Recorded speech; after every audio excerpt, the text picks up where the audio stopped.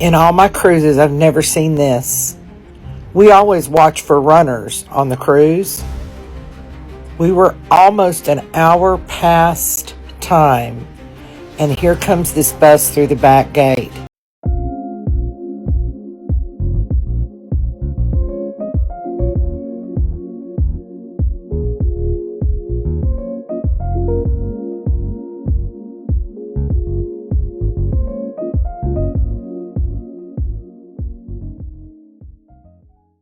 Hello everybody, Old School is back at it again.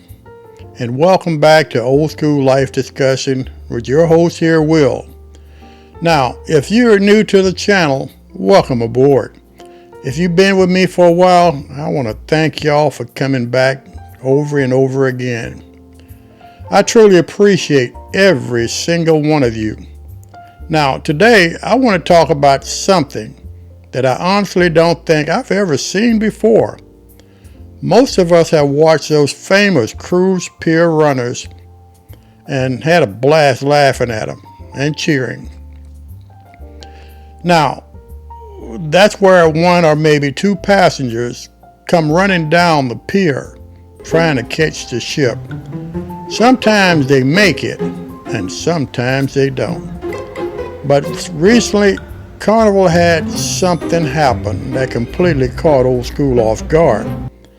Not one person, or not two people, but two full buses loaded with passengers arriving back, coming down that pier. And guess what? That old cruise ship actually was still waiting. That got me to thinking about something that happened to Old School years ago. It's not a place you can get to by a boat or a train. Far, far away, behind the moon, beyond the rain, somewhere over the rainbow. And I realize a lot of first-time cruisers probably don't understand why that ship waited. Today I'm going to explain the difference between a cruise line-sponsored excursion and one of those you kind of like booked on your own, because that one decision could determine whether your vacation continues by you getting on that ship, or you trying to figure out how in the world am I going to get to the next port to catch that ship.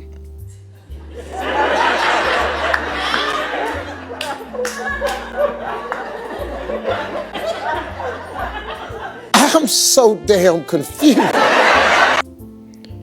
Now, let me tell you about Old School's story here. Many years ago, some friends and I booked an excursion while visiting Jamaica.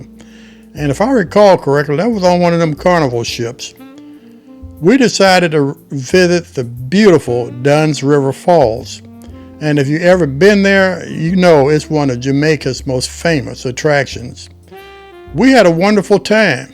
Everything was going great. Then it was time to head back to the ship. That's when the story changed. That traffic was unbelievable. I'm talking bumper to bumper traffic. And if I recall correctly, Old School was sitting right behind the driver, so I had a bird's eye view as to what was going on. Cars weren't moving. One bus driver couldn't do anything. Or at least our bus driver couldn't do anything. Everyone on that bus started looking at their watches, including Old School. People began to ask and worry, are we going to kind of like miss that ship? The closer we got back to the cruise port, the more nervous everyone became, including Old School. By the time we finally arrived back at that port, we were approximately an hour late. I'm talking about an entire hour, folks. And I thought the cruise was over with for us until I saw that big hunk of the ship sitting there. Now, the surprise was something happened that I'll never forget. And that was that, as I stated, that old cruise ship was sitting there waiting. Everybody on that ship was cheering. Nobody was laughing. I think everyone was just relieved we boarded and the ship finally departed. At the time, I didn't really realize why, but today I do. Now, this is why that ship waited. And here's what most people don't realize. When you purchase an excursion directly through the cruise line, 6:46. And we only get there till 2:30. We're gonna be running tomorrow because of your bus. Get those ducktails over here. Yeah, it is. Yeah. It's a roll. Run! So it's your call.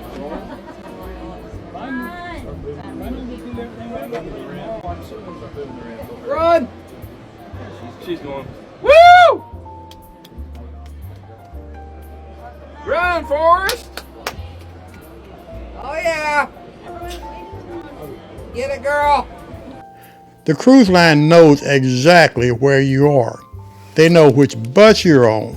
They know how many passengers are with that excursion. And if traffic comes to a standstill or an accident blocks the road or something unexpected happens, the excursion company immediately communicates with the cruise line. The captain, the bridge, and port officials know exactly what's happening. That's one of the advantages of booking through the cruise line.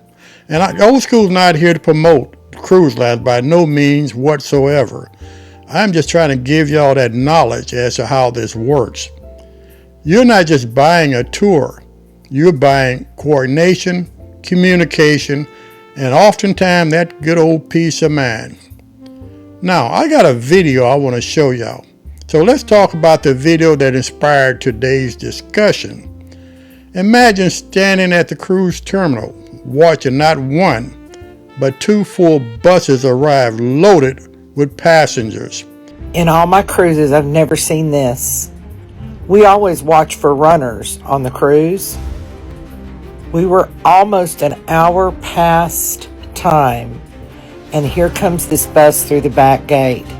It drove right onto the pier, right up to the Carnival ship, to the gangway, and let the people off. Talk about curb service. But wait, here comes another bus.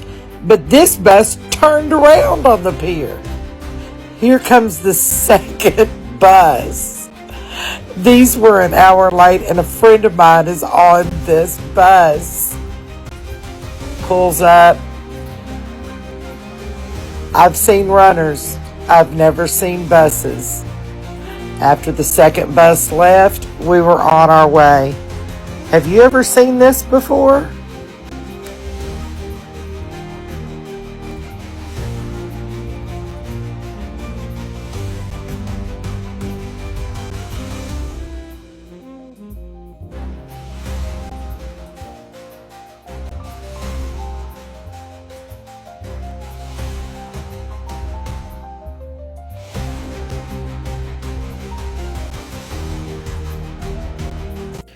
Probably close to 100 people within those two buses. They all rushed toward the terminal, trying to board. The cruise ship waited. That's not something you see every day, including those people on the cruise ship cheering, because not only because you came back, but because they can finally depart. It wasn't because those passengers were lucky. It was because they were most likely on a cruise line sponsored excursion that had been delayed. The cruise line knew exactly where they were. Now let Old School tell you about that difference again. Now, suppose you leave the ship and decide to book your own excursion. Maybe you found one online. Maybe you found someone offered you a cheaper price at the pier. Yeah, good luck with that one. Maybe you simply wanted to explore on your own. Maybe at least there's absolutely nothing wrong with doing that. Thousands of passengers do it every year. But here's the difference. If traffic gets backed up, if your tour bus breaks down, if you get lost, or if anything delays your return, The cruise ship is generally underlined not obligated to wait for you. And that's because the cruise line isn't managing that excursion. They may not even know where you are. And that's a risk every cruiser should understand before leaving that ship. Now you may ask, is it worth saving money? Many independent excursions are excellent. Some are less expensive, some are familiar, and some are smaller. Some offer experiences the cruise line doesn't. But before choosing solely because of price, ask yourself this question. How much is your peace of mind really worth? Saving $50 doesn't feel like much of a bargain if you're standing on the pier watching your ship go by or sail away. I think that was a song written by that. Ever wondered what happens if you miss your cruise ship at port? Spoiler, it's not pretty. If you're late getting back to the ship, it will leave without you. Cruise lines run on a tight schedule, and waiting isn't an option. They'll sound a warning horn, but after that, it's goodbye. So, what do? First, head to the port's cruise terminal or the port agent's office. The ship will leave your info with the local agents in case you get left behind. Next, you're responsible for catching up with the ship. You'll need to book last-minute transportation, flights, ferries, or taxis, and this can get expensive. Oh, and no, the cruise line doesn't pay for this. This is all on you. Here's an important tip. Leave your passport in your cabin safe. If you miss the ship, the crew can access it and will leave it with the port agent for you. All you need to carry off the ship with you is ID, your cruise card, and some cash. The best way to avoid this nightmare?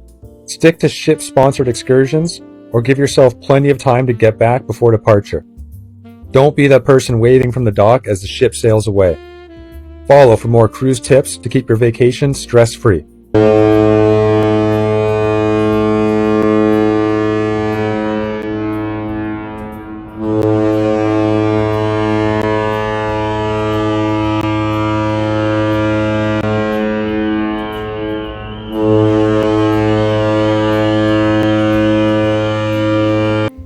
Sitting on the dock of the bay, I believe.